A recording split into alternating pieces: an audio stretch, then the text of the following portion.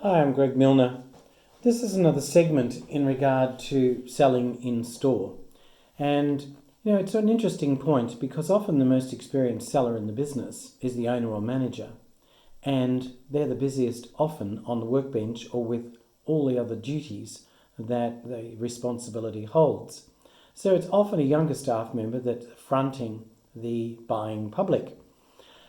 Now, if it's an in-store situation, it depends whether you're a florist that has lots of things made up or minimal things, or whether you're relying on photographs. However, let's just give a couple of brief scenarios about the actual selling of a product. So let's say there are 3 items that are made up they could either be bouquets, they could be ceramic bowls. So let's say one's a bouquet and it's pink and it's 45. And one's a cardboard square container with a front-facing arrangement, and that one's 55. And there's a ceramic front-facing arrangement, could be round front-facing, doesn't matter. That one's 65. So obviously you can make up all sorts of things, but they're the ones that are there right at that time and priced for the client to see. Now, do you have an informed client or an uninformed? Uninformed really means that it's somebody that's reliant on you for advice.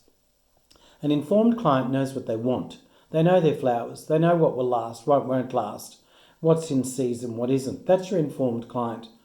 For an inexperienced seller, they're far more difficult to deal with, because they may, in fact, know more than you do at a given stage of your early career. But your uninformed client, often male, and I don't mean that in a sexist way, but they often want to get into a florist shop, see what they want, grab it and go. So in that situation, a client comes in, male client, you serve them very politely, smile on your face, and the conversation goes, I like all 3 of those. They're really nice. Gee, I don't know which one. What do you think? So it's a matter of the ball's in your court. What do you say to that client? Now, often the remark would be, is there an special occasion that the flowers are for? Now, if the client responded with, yes, it's a birthday, that's fine. You know what it's for, but you don't know a lot of things. Is it for a male? Is it for a female? Is it for somebody young? Is it for somebody older? What is their taste? There's a whole lot of things. Now, what they're really saying is the client's happy with all 3, but there's a difference in pricing too. And a good salesperson will strive for a better pricing if they're able to, but genuinely also meeting the client's needs. And that's an important thing to consider. So, if you guide the client, you might say, does the recipient have a particular, so I haven't gone into age or anything else, I've just said, does the recipient, the person that's going to enjoy the flowers, have a particular colour preference?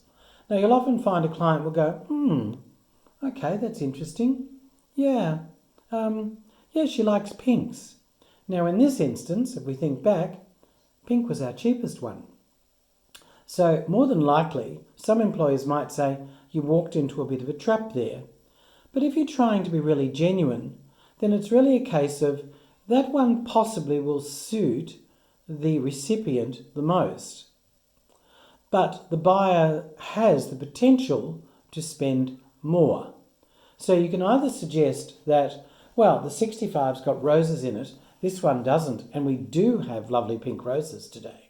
We could include some of those and bring it up to an equivalent value. Or you might suggest what are referred to professionally as ancillary items, being items such as chocolates or perfume or soft toys. And you may sell an addition, or you might suggest a container, might say because it was a bouquet, that first one, and the pink one, then a bouquet. Do you know if the recipient might have a vase? Because we've got a lovely selection here. And of course it helps in store. If you do have containers, they are in a specific place, they are priced, and it's able to direct a customer rather than trying to spot them to different places around the store. So that's a short little situation. There's many more on selling, and I'll be presenting quite a number of these, but that's a short little snapshot in how you might upsell and also being genuine as a seller. Thank you.